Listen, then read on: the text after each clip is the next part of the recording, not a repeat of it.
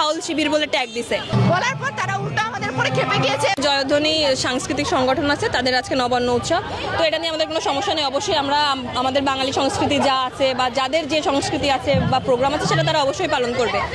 কিন্তু আজকে এখানে সাউন্ড শুরু হয়েছে দুপুরবেলা থেকে। আমাদের একটা নিয়ম করে দেওয়া আছে যে টিএসসিতে 6টার পরে উচ্চ শব্দে কোনো সাউন্ড বক্স বাজবে না, যেন রোকেয়া আর শামসুন্নাহার হলের মেয়েদের সমস্যা না হয়। এই ডিসিশন নেওয়ার পরেও 6টার পর থেকে কন্টিনিউয়াসলি খুবই উচ্চ শব্দে গান বাজতেছে।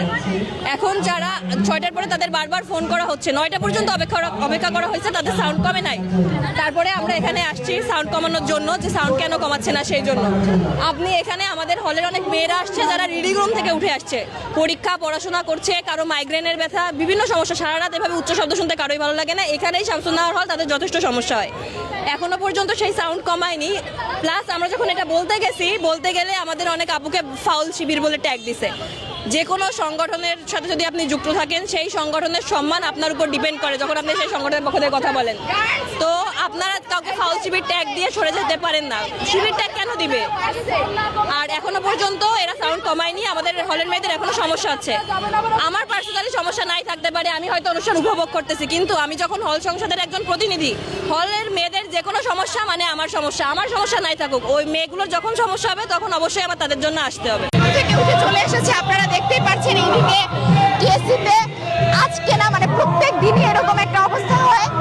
টিএসসিতে আজকে সারাটা দিন এই প্রোগ্রাম চলেছে এবং সন্ধ্যার পর থেকে সন্ধ্যা 7:30 থেকে আমরা 3বার প্রক্টোরিয়াল টিমকে এখানে পাঠিয়েছি।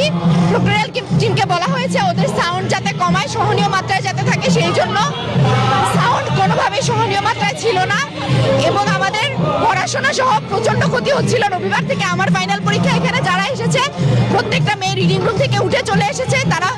তাদের কারো পরীক্ষা, কারো মাইগ্রেনের ব্যথা উঠেছে, তারা পড়তে পারছে না। আমরা আয়োজকদের কাছে এসে বলেছি যে এই সাউন্ডটা অতিরিক্ত পরিমাণে হয়ে গিয়েছে, আমরা 3বার প্রক্টোরিয়াল টিম পাঠিয়েছি, আপনারা সাউন্ডটা একটু কমান, একটু সহনীয় মাত্রায় আনেন।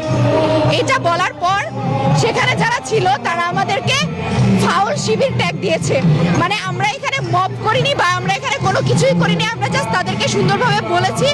বলার পর তারা উল্টো আমাদের উপরে খেপে গিয়েছে এবং আমাদেরকে ফাউল শিবির ট্যাগ দিয়েছে, মানে কোনো কারণ ছাড়া। অনেকে হিজাব পরা ছিল, অনেকে হিজাব ছাড়া ছিল। যারা আমরা কথা বলছিলাম তাদের মাথায় হিজাব পরা ছিল, তাই বলে কি আমাদেরকে শিবির ট্যাগ দেওয়া হয়েছে কিনা সেই সম্পর্কে আমরা জানতে চাই।